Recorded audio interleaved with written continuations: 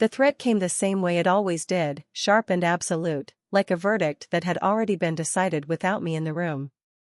"You're going to that wedding whether you like it or not, Emily. If you don't show up, I'm done paying for your education. Do you hear me?"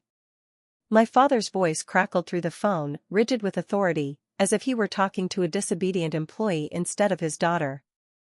I sat on the edge of my couch in my small apartment in Portland, Oregon, staring at the envelope on my desk. Thick paper. University seal. My name printed neatly across the front. An acceptance letter they didn't know existed. A future I had earned entirely on my own. "I hear you," I said quietly, not because I agreed, but because it was easier than fighting. The wedding he was threatening me over was my younger sister's. Sophie. The golden child. The miracle baby. The one who had never had to ask twice for anything in her life. Sophie was marrying a man named Daniel, someone from money, someone my parents adored mostly because he came with the kind of last name people recognized at country clubs. I'd met him twice. Both times, he'd smiled politely and then forgotten I existed the moment someone more interesting walked into the room. I ended the call and let my phone drop onto the cushion beside me. For as long as I could remember, this had been my role. The quiet one. The reliable one. The daughter who didn't need attention because she was fine. Sophie was the sun and the rest of us revolved around her. Every achievement of hers was an event. Every milestone was celebrated loudly and publicly. Mine were acknowledged in passing, if at all. The funny thing was, my father's threat didn't even make sense anymore. He thought he still had leverage. On my desk sat not just the acceptance letter, but a neatly stacked folder. Inside were pay stubs from 3 different part-time jobs I'd worked through college. Scholarship confirmations. Loan statements. Proof of a life they had never bothered to ask about. I'd finished my degree 3 weeks earlier, graduating at the top of my class in environmental engineering. I'd walked across the stage, given a speech, shaken hands with professors who actually knew my name. I'd already accepted a job offer with a starting salary that made my hands shake when I first read the number. They didn't know any of it. They still thought I was struggling. Still thought they were my safety net.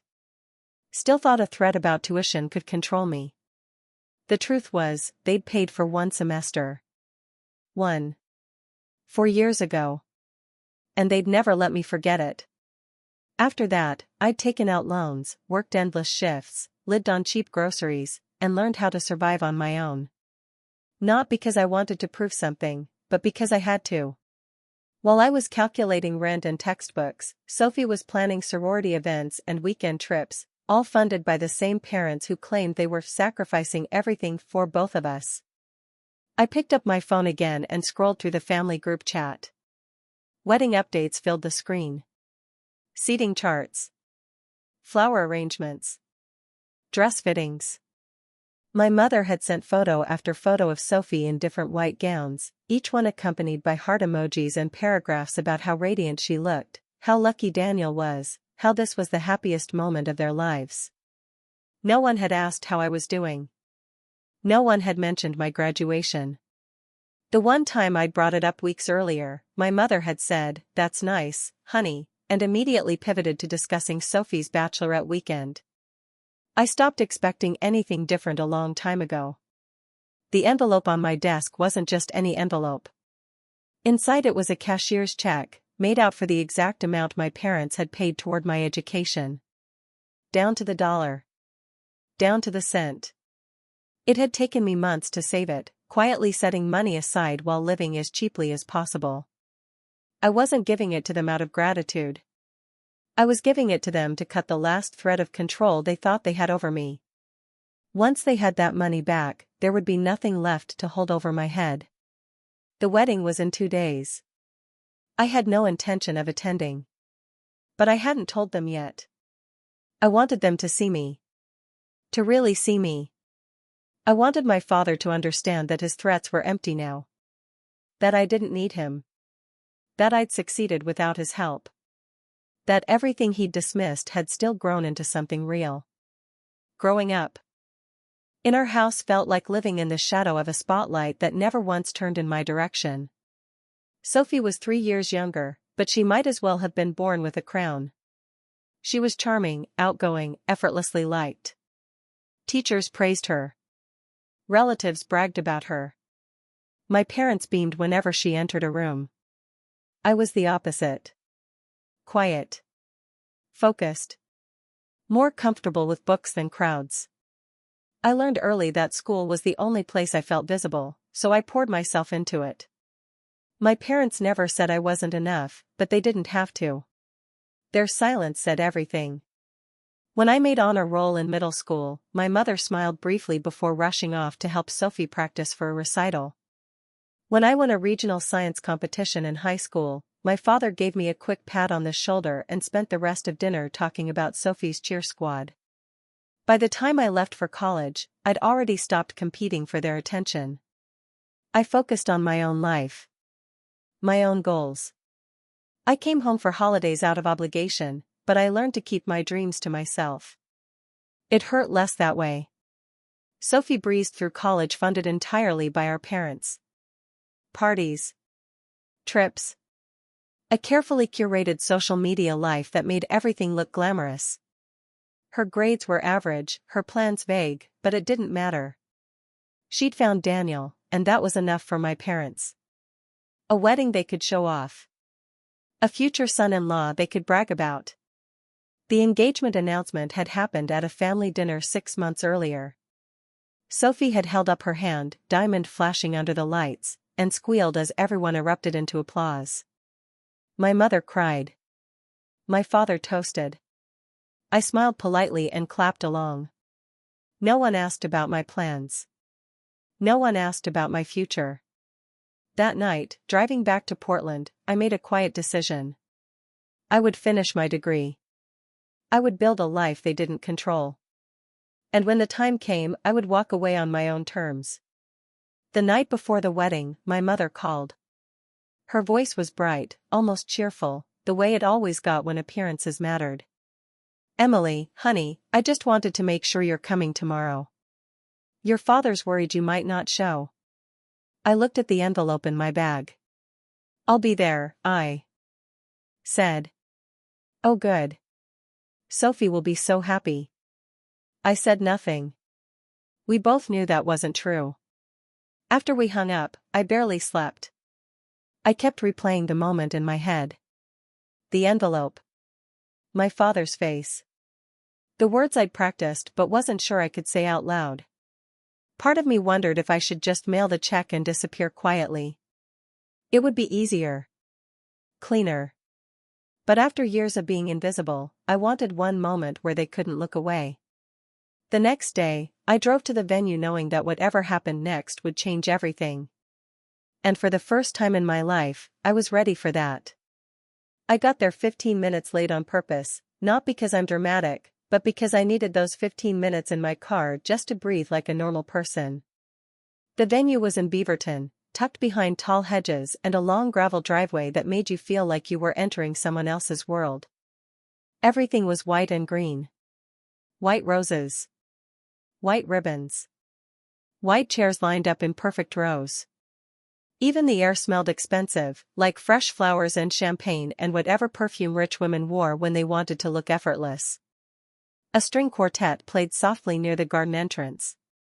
Guests drifted around with flutes of champagne, laughing too loud, smiling too wide.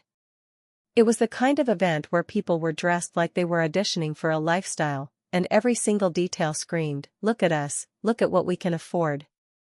I sat in my car and stared at my hands on the steering wheel. I'd pictured this moment so many times, but the real thing felt heavier. Real consequences have weight. They don't just live in your imagination. I glanced at the envelope in my bag again, as if touching it would remind me why I was here. It wasn't about ruining anything. It wasn't about revenge. It was about closing a chapter so cleanly that no one could argue it wasn't finished. Finally, I stepped out, smoothed my navy dress, and walked toward the entrance like I belonged there. The moment I got close, I saw them. My parents were near the front, talking to Daniel's family. My father's posture was relaxed, his hand resting casually at my mother's back like they were a team, like they were stable, confident, proud. My mother looked polished and glowing, the kind of glow that comes from being the center of something important. They were laughing. Smiling. Completely absorbed in the performance of being the perfect parents. I walked up, and my father spotted me first. His expression shifted instantly, like someone had turned a dial. "You're late," he said, loud enough that the woman beside him glanced over. "Traffic," I lied, because truth would have taken too much energy. My mother's eyes moved down to my dress. A pause. A tiny tightness in her mouth. "Oh, Emily," she said, like she couldn't stop herself. "That's what you're wearing." I looked down, as if I might suddenly see the problem she was seeing. It was a simple dress. Modest. Elegant. Appropriate. But in her world, appropriate wasn't enough. Not today. Today was about impressing people who didn't matter. "It's fine," I said. "Well," she replied, still staring like my dress had offended her personally, "I suppose it'll have to do." Then she turned her attention away from me like I was a minor inconvenience. "Come on," she added. "We need family photos before the ceremony. Everyone needs to be there." I didn't move. Instead, I pulled the envelope from my bag and held it out to my father. "What's this?" he asked, taking it with a suspicious squint. "Open it." He hesitated, then tore it open. The check slid out, thick paper catching the light. His eyebrows lifted, confusion replacing irritation in real time. "What is this?" he asked again, but now the edge in his voice wasn't authority, it was uncertainty. "It's a check," I said. $12,350. The exact amount you paid for my first semester of college." My mother leaned in. Her mouth fell open. "Emily, what are you talking about?" I kept my voice even, calm in a way that surprised me. "I'm talking about the fact that you've held that one payment over my head for 4 years. Every time I didn't do what you wanted, Dad threatened to stop paying for my education." My father stared at the check like it had insulted him. "We were helping you," he said, as if that sentence should end the conversation. "Help," I repeated softly, and something in me almost laughed. "You paid for 1 semester. I paid for the rest. Loans, scholarships, and 3 jobs. I've been taking care of myself this entire time." My mother's eyes sharpened. "That's not true," she snapped. "We've always supported you." "No," I said, still calm, still steady. "You supported Sophie. I was just there." People were starting to notice now. Not full-on staring yet, but the kind of attention you feel when conversations get quieter nearby. My father's face went red, and he stepped closer, lowering his voice like the problem was the volume, not the truth. "This is not the time or place," he hissed. "Your sister is about to get married." "I know," I said. "That's why I'm leaving." My mother blinked like she misheard. "What do you mean you're leaving?" "I'm not staying for the wedding." My father's voice sharpened again, his control snapping back into place like muscle memory. "You will stay." I held his gaze. "No," I said. "I won't." My mother's voice rose, frantic and furious at the same time. "Emily, don't do this. Don't embarrass us. Don't ruin this." I didn't even have the energy to be offended anymore. That word, embarrass, was always their true fear. Not losing me. Not hurting me. Not what their behavior had done. Just the optics.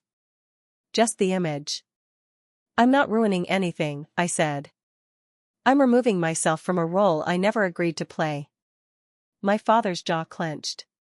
"You're being selfish," he muttered. I nodded once, slow. "If taking care of myself is selfish," I said, "then yes. I'm selfish." My mother reached toward me like she was going to grab my arm, the way she did when I was a kid and she wanted me to stop crying in public. I stepped back.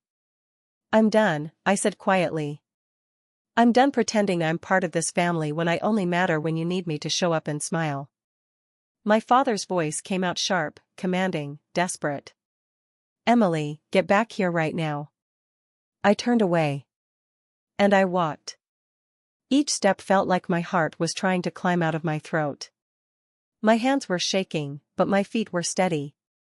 I didn't stop when I heard my mother's voice behind me, high and embarrassed and angry. I didn't stop when I heard my father say my name like it was an order.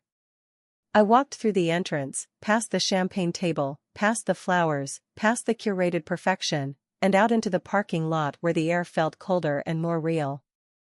When I got into my car, my breath hitched. My chest ached like I'd been holding my lungs clenched for years.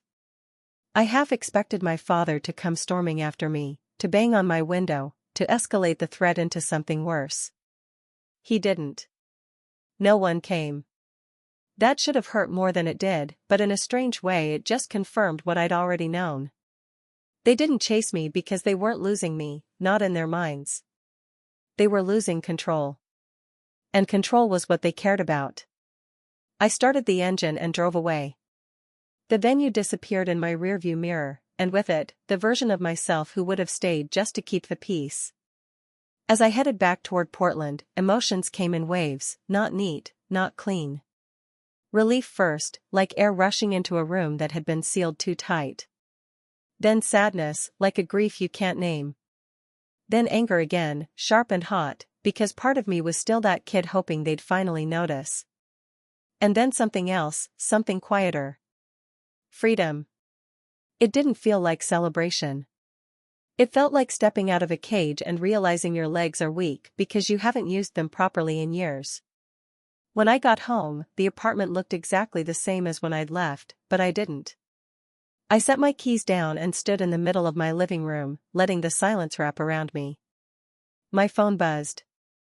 A text from Sophie. Where did you go? Mom says you left. What's wrong with you? I stared at it, and it was almost funny, the wording. Not what happened, not are you okay, not why would you do that. What's wrong with you? Like my absence was a tantrum. Like my feelings were a flaw. I deleted the message without replying. Then I poured myself a glass of wine, sat on the couch, and stared at the acceptance letter on my desk again. Because that letter wasn't just a piece of paper. It was proof that I had a life outside of them. A future bigger than their approval. A path I had built with my own hands. And the strangest part was, for the first time in my life, I didn't feel like I was waiting for permission to walk it. The silence after you cut people off is louder than any argument. The first night after the wedding, I barely slept. Not because I regretted what I did, but because my nervous system didn't know how to relax yet. For years, my body had been trained to stay alert, to anticipate criticism, disappointment, or some new demand disguised as concern. Even lying in my own bed, in my own apartment, I felt like I was waiting for something to happen. By morning, my phone had already filled up. Missed calls from my mother. Long voicemails I didn't listen to. Texts from my father that grew shorter and angrier the longer I ignored them. Sophie sent another message too, this one less aggressive, more confused. Why would you do that to Mom and Dad? You humiliated them. I didn't reply. Instead, I got up, made coffee, and sat at my small kitchen table staring out the window while the city woke up. Cars passed. People walked dogs. Life kept moving, completely indifferent to my family drama. That felt important. For years, I'd believed that upsetting my parents would somehow stop the world. That if I disappointed them badly enough, something terrible would happen. But nothing happened. The sky didn't fall. The city didn't pause. I was still here. The next few days were a blur of preparation for my new job. I organized paperwork, bought professional clothes, and tried to focus on what was ahead instead of what I'd left behind. Most of the time, I felt steady. Certain.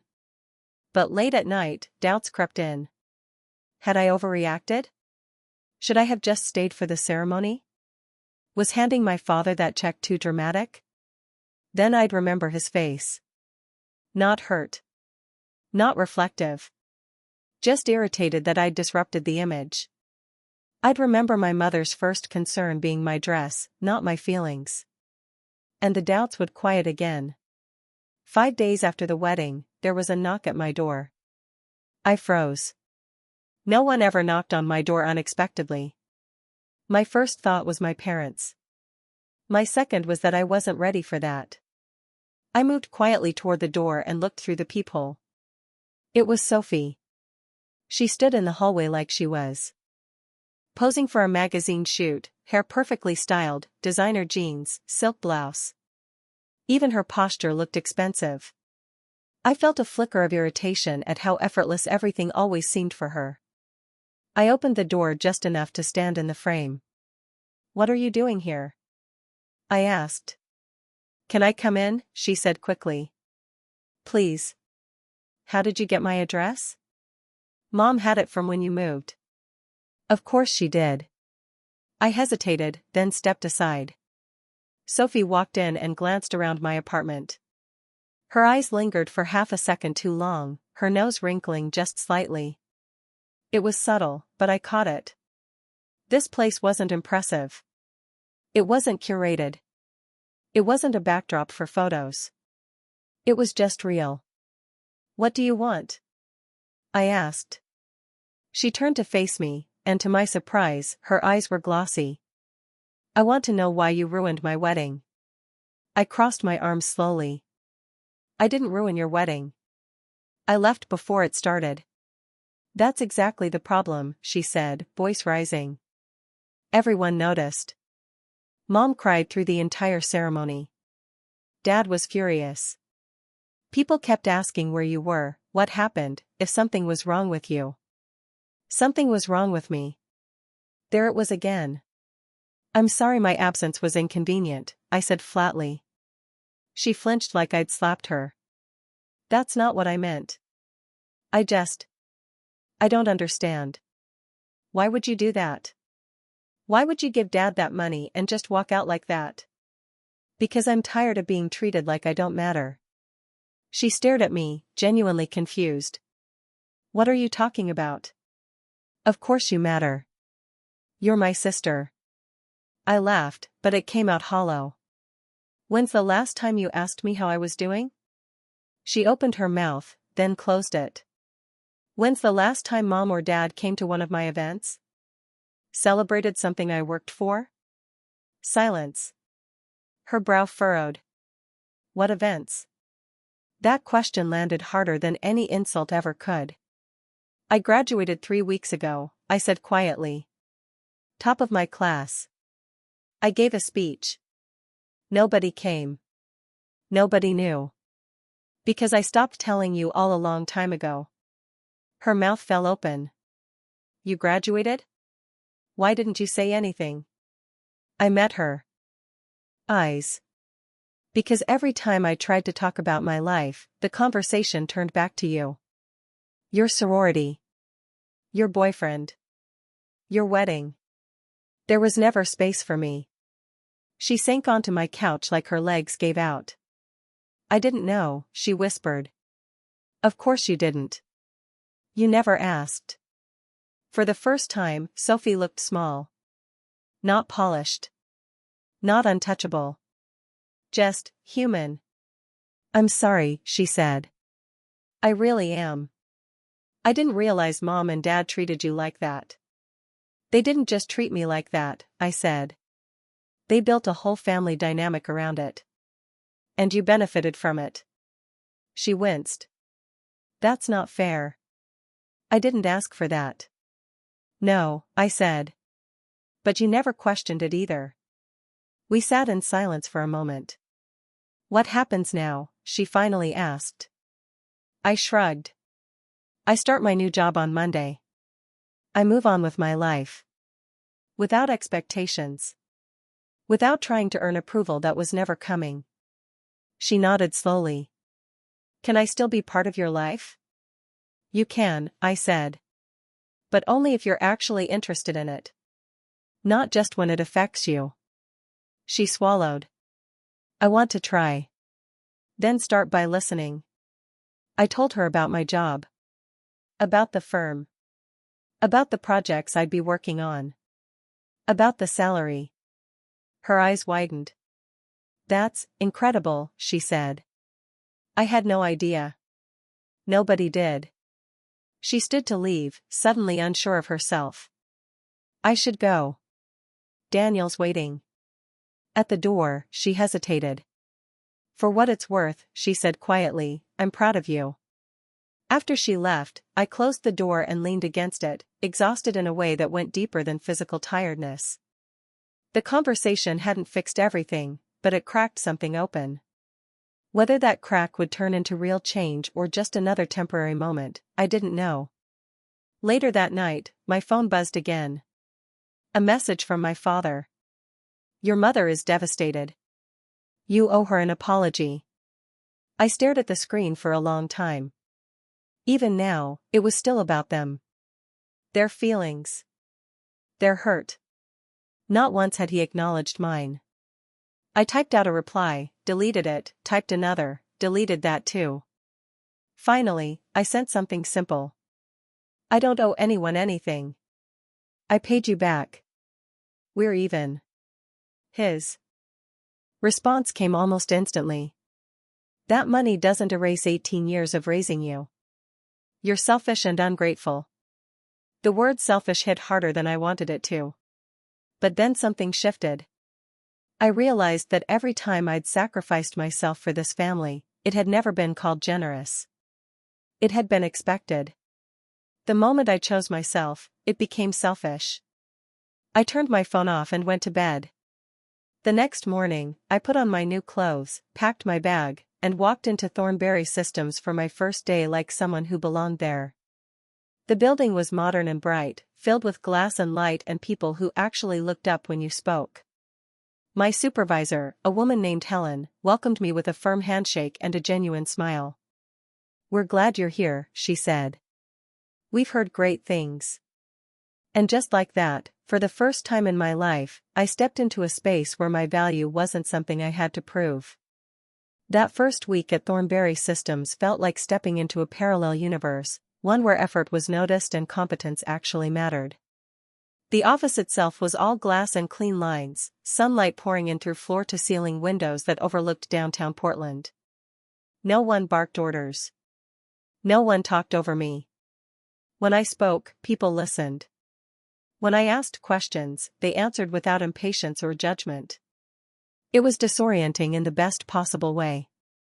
I spent my days buried in project files, learning systems, running calculations, and sitting in meetings where my input was treated like it belonged there. By Friday afternoon, I realized something quietly profound. I wasn't the problem. I never had been. I was just raised in an environment that benefited from me believing I was.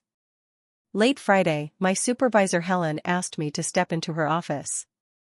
She was in her early 50s, sharp-eyed, calm, the kind of woman who didn't waste words. How's your first week been? She asked. Overwhelming, I said honestly, then smiled. But good. Really good. She nodded. You're picking things up quickly. I like that you ask thoughtful questions instead of pretending you already know everything. I hadn't realized how rare that kind of feedback was until I felt my chest tighten. There's something else, she continued. We're putting together a proposal for a major city project. Sustainability initiative. Water systems, green. Infrastructure, long-term environmental planning. It's big. My attention snapped fully into place. If we win it, she said, it'll be one of the largest contracts the firm has taken on in years. I want you on the team. My heart kicked hard. I'm new, I said carefully. I know, she replied. That's why I'm telling you now. It'll be intense. Long hours. A lot of responsibility. But I think you can handle it. I nodded, unable to hide my excitement. I'd love to be part of it. Good, she said. We present in 3 weeks. I'll need you involved in the environmental impact modeling and long-term projections. I walked out of her office feeling taller somehow. That night, I met my best friend Maya for dinner. She was one of the few people who knew the truth about my family, the favoritism, the quiet neglect, the constant pressure to be less. When I told her about the wedding, the check, and walking out, she stared at me for a long second, then laughed. "You handed him a check and walked out of his favorite performance," she said. "That is iconic." It didn't feel iconic, I admitted. It felt like my knees might give out. "Courage usually does," she said. "I'm proud of you." I told her about the project at work, about Helen, about how different everything felt when no one was trying to control me. "They didn't lose you," Maya said softly. "They just lost access." That sentence stayed with me. The calls from my parents didn't stop. My mother left voicemails filled with emotional language and vague guilt. My father's messages were shorter, colder. Sophie texted occasionally, checking in, trying to act normal, like everything hadn't cracked wide open. I responded to Sophie. I ignored my parents. One evening, about a week after my conversation with Sophie, there was another knock at my door. This time, I didn't freeze. When I opened it, I wasn't expecting to see Daniel. He stood there awkwardly, hands in his jacket pockets, none of his usual confidence present. "Hey," he said. "Do you have a minute?" I hesitated, then nodded. "Sure." We didn't sit. He stayed standing like he wasn't sure he should be there. "I wanted to talk to you about something," he said. "Sophie told me what happened. And I think there's something you should know." I crossed my arms lightly. "Okay." He took a breath. "Your parents have been borrowing money from me." The words landed heavier than I expected. "How much?" I asked. 20,000, he said. 3 months ago. Your dad said it was temporary. Cash flow issues. Promised to pay it back in 60 days. And? I asked, even though I already knew the answer. And he hasn't, Daniel said. Now he's asking for more. Something inside me went very still. They told Sophie and me they were financially supporting both of you, he continued. That they paid for college, helped you get started. But none of that adds up if they're asking me for money. They paid for 1 semester, I said. I paid them back last week. His face drained of color. You're serious? Yes. He exhaled slowly, rubbing his face. Sophie doesn't know any of this. She knows now, I said. Or at least she knows part of it. Daniel nodded. I didn't come here to ask you to fix anything. I wanted you to know. And to ask if what you said about college was true. It is, I replied. And whatever's happening with their finances isn't your responsibility. He gave a tight smile. I'm starting to understand that. After he left, I sat on my couch for a long time, staring at nothing. My parents weren't just controlling. They were reckless. They'd built their image on a foundation of half-truths and borrowed money, and now it was starting to collapse. For the first time, I felt something unexpected. Not guilt. Relief. Because it confirmed what I'd always sensed. Their authority had never been rooted in stability or wisdom.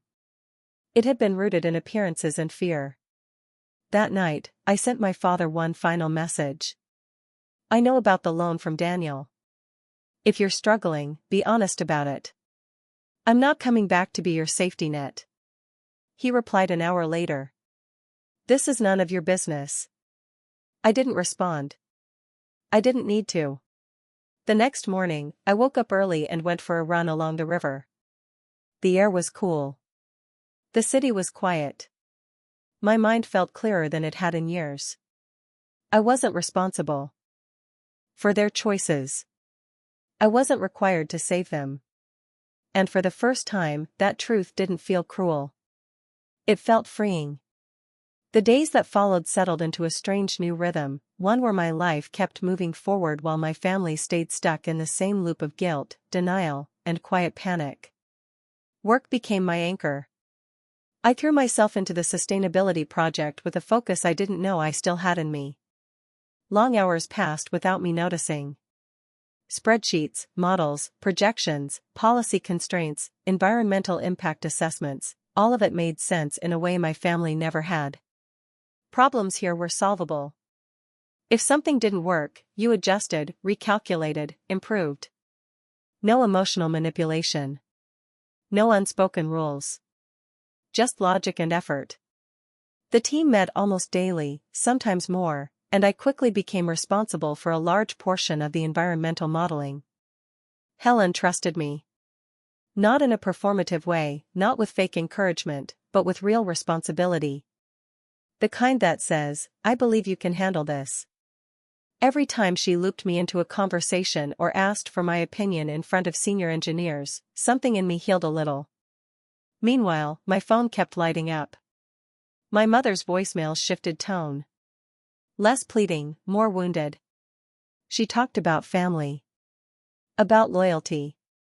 About how she never imagined raising a daughter who would turn her back when things got hard. My father stayed silent for a while, which somehow felt heavier than his anger. Sophie checked in sporadically. She didn't push. She didn't defend them anymore. That alone told me things behind the scenes were unraveling. One afternoon, while I was reviewing cost projections at my desk, an unfamiliar number popped up on my phone. I almost ignored it, but something told me not to. "Hello," I said. "Emily," my mother's voice came through strained and tired. "I need to talk to you." I closed my eyes. "What is it?" I asked. "It's your father," she said. "He had a heart attack this afternoon." The words dropped straight through me. "When?" I asked quietly. "At the office." "He collapsed. The ambulance got him there in time. He's stable, but the doctors say, things have to change." Despite everything, my chest tightened. Fear doesn't ask permission. History doesn't disappear just because boundaries exist. "Is he going to be okay?" "They think so," she said quickly. "But Emily, we need help. With the business. With everything." There it was. The familiar pivot. I stayed silent, letting her keep talking. "He can't handle the stress anymore," she continued. "Someone needs to step in, at least temporarily. And you're smart. You understand numbers. You could help us get through this." My hands curled into fists. "You want me to quit my job?" I said flatly. "Just for a little while," she said. "Your career can wait. This is family." Family. The word felt heavier now than it ever had. "I'm sorry he's sick," I said carefully. "I really am. But I can't do that." There was a pause, sharp and cold. "So that's it," she said. "You're abandoning us when we need you most." "I'm not abandoning you," I said. "I'm refusing to be used as a solution after being ignored for years."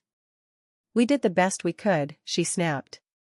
"Your best wasn't enough," I replied. "And I won't sacrifice my future to fix choices I didn't make." Her voice hardened. "I see," she said. "I guess we know where we stand." She hung up. I sat there for a long time, staring at my computer screen without seeing it. Part of me wanted to cry. Part of me felt sick. And part of me, the part one trusted now, felt steady. This was the line. If I crossed it, I'd never get free. That night, sleep didn't come easily. I imagined worst-case scenarios. My father dying. My family blaming me. The weight of being cast as the villain in a story I didn't write. But I also imagined the alternative. Giving up everything I'd built. Stepping back into a role where my worth only existed when I was useful. And I knew which one would destroy me. The next morning, I put on my best suit and walked into work like nothing was wrong. The presentation was in 2 days. The city council would decide whether to award our firm one of the biggest sustainability contracts in the region. This mattered. We arrived at City Hall early. The room was formal, wood-paneled, imposing in a way that reminded you decisions made here shaped lives far beyond this space. Other firms were setting up too, their teams tense and polished. Helen gave us a brief pep talk, calm and confident. "You know this work," she said. "Trust it. Trust yourselves." When it was my turn to speak, my heart pounded, but my voice stayed steady. I explained projections, mitigation strategies, long-term benefits. I answered questions directly. I didn't shrink. I didn't apologize for taking up space. I belonged there. When the presentation ended, I exhaled for the first time in what felt like hours. That evening, as we waited for the decision, my phone buzzed again. A text from Sophie. "Trevor told me everything. About the loans. About college. About the business. I'm so sorry. I didn't know how bad it was." I stared at the message, then replied. "You believed what they told you. That's not your fault." She responded almost immediately. "They've been lying for a long time. To everyone. I'm starting to see it now." Later that night, I got an email from my father. Short. Formal. "I'm selling the business." The heart attack was a wake-up call. "We're downsizing. I'd like to talk if you're willing." I read it twice. For the first time, there was no accusation. No demand. Just honesty. I didn't reply yet. I wasn't sure if I was ready. All I knew was this. Walking away hadn't ruined my life. It had finally given me one. The week between the presentation and the city council's decision felt longer than the entire month before it. At work, everyone pretended to stay focused on other projects, but there was a current of anticipation running under every conversation. You could feel it in the way people lingered after meetings, in how often Helen checked her email, in the half-jokes that weren't really jokes at all. This contract wasn't just a win on paper. It was a statement about who we were as a firm and where we were going. For me, it was personal. I'd poured everything I had into that proposal, not just skill and training, but something deeper. Proof. To myself more than anyone else. At the same time, my family situation stayed suspended. My father was still in the hospital, recovering. My mother stopped calling after that last conversation, the one where she realized guilt wasn't going to work anymore. Sophie checked in every few days, careful with her words now, like she was learning how to speak without assuming she was entitled to my time. One afternoon, Sophie called while I was walking home from work. "I talked to Trevor again," she said quietly. "We asked Mom and Dad for their financial records." I stopped walking. And it's bad," she admitted. "Worse than they let on. They've been juggling debt for over a year. Credit cards. Personal loans. Borrowing to cover old borrowing." I felt a familiar tightness in my chest, not shock, just confirmation. "What are you going to do?" I asked. "Trevor's setting up meetings with a financial advisor and a business broker. Dad's business doesn't have much value left, but selling it might help limit the damage. Bankruptcy might be unavoidable." She paused. "They told us they paid for your college. For everything." Dad finally admitted it wasn't true. I let out a slow breath. "I'm sorry," she said. "I should have questioned it sooner. I should have paid attention." "You were living the version of the story that benefited you," I said gently. "That's human." There was a long silence. "I don't want to lose you," she said finally. "You don't have to," I replied. "But things can't go back to how they were." "I know," she said. "I don't want them to." 2 days later, the city council meeting arrived. We sat in the public gallery, lined up in professional clothes, pretending we weren't holding our breath. The council worked through routine items first, minutes dragging by. My heart beat faster with each agenda point we passed. Finally, the chair cleared her throat. Next on the agenda is the decision regarding the Portland Sustainability Initiative. I felt Helen's hand close around mine, firm and grounding. After careful review of all proposals, the chair continued, the council has reached a unanimous decision. Time slowed. The contract will be awarded to Thornberry Systems. For a split second, everything went silent in my head. Then the room filled with applause. Helen squeezed my hand hard. Marcus actually laughed out loud. People turned toward us, smiling, nodding, congratulating. We'd won. I felt it everywhere, in my chest, my throat, my hands. Not just pride. Validation. The quiet kind that doesn't scream but settles in deep. In the weeks that followed, everything moved fast.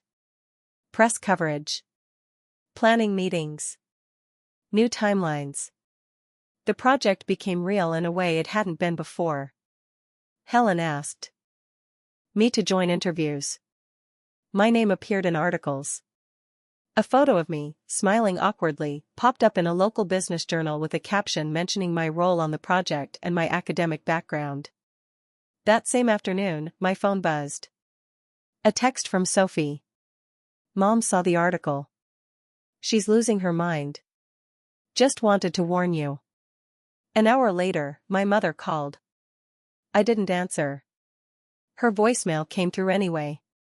I had no idea you were doing something like this, she said, voice trembling with a mix of pride and regret. Your father and I are so proud of you. We'd really love to talk. I deleted it. 2 days later, a package arrived. Inside was a framed copy of the article and a card. We always knew you were capable of great things. I stared at that sentence for a long time. They always knew. Except they hadn't. They hadn't known because they hadn't looked. They hadn't asked. They hadn't cared until my success was visible enough to reflect back on them. I put the frame in the closet and threw the card away. That weekend, I met Sophie for coffee, just the two of us. No parents. No expectations. Just honesty. She looked different. Less polished. More present. I think I spent most of my life believing the version of our family that felt easiest, she said. It's hard to admit how unfair it was. It is, I agreed. But pretending it wasn't unfair didn't make it less real. She nodded. I see you now. Really see you. And I'm proud of you. Not because of the article. Because of everything you did to get here. That mattered more than I expected it to. A week later, Helen called me into her office again. We're creating a junior project manager role for the Portland Initiative, she said. I want you in it. My breath caught. You've earned it, she added. You handle pressure well. You think long-term. You lead without ego. I accepted without hesitation. That night, I called my best friend, then Sophie. Then, after sitting with it for hours, I finally replied to my father's email. I'm open to meeting for coffee. But things can't go back to how they were. If we talk, it needs to be honest and equal. His response came the next day. I understand. Saturday morning? I didn't know what would come of that conversation. I didn't know if we could rebuild anything meaningful. But I knew this. If I chose to meet him, it would be from a place of strength, not obligation. And that made all the difference. I arrived at the cafe early, mostly because my body didn't know how to do calm yet when it came to my parents. It was a small place near my father's house, quiet, warm, the kind of cafe people went to when they wanted conversations to stay contained. I ordered coffee and sat by the window, watching people pass by outside, reminding myself that I could leave at any moment if I needed to. When my father walked in, I barely recognized him. He looked smaller. Thinner. The confidence he used to carry like armor was gone, replaced by something cautious. Fragile, even. He moved carefully, like his body was reminding him of its limits with every step. He spotted me and hesitated, then walked over. "Thank you for coming," he said. "You're welcome," I replied. We sat in silence for a moment, the kind that usually made me rush to fill it. This time, I didn't. "I've had a lot of time to think," he finally said. "About my health. About the business. About us." I waited. "I wasn't a good father to you," he said quietly.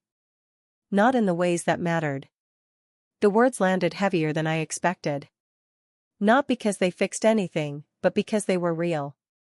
We assumed you were fine because you were capable," he continued. "We put our attention where we thought it was needed most, and we took you for granted.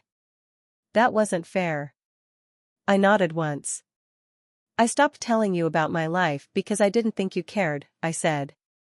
"That hurt more than anything else." "I know," he said. "And that's on me."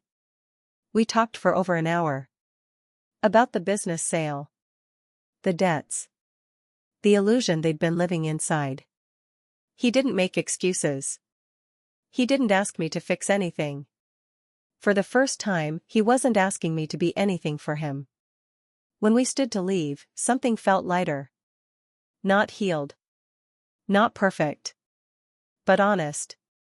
Over the next few months, everything continued to shift. My parents downsized. The business sold for far less than they'd hoped. Bankruptcy followed. The image they'd built their lives around quietly collapsed, and with it, the power they'd once held over everyone else. Sophie and I built something new, slowly. Not close in a storybook way, but real. Honest. Adult. At work, I started my graduate program part-time, supported by the company. The days were long, but they were mine. I was building a life rooted in choice instead of fear. Looking back, the moment that changed everything wasn't the promotion or the project win. It was the day I handed my father that envelope and walked away. Not because I wanted to hurt anyone, but because I finally chose myself. And once I did, everything else fell into place.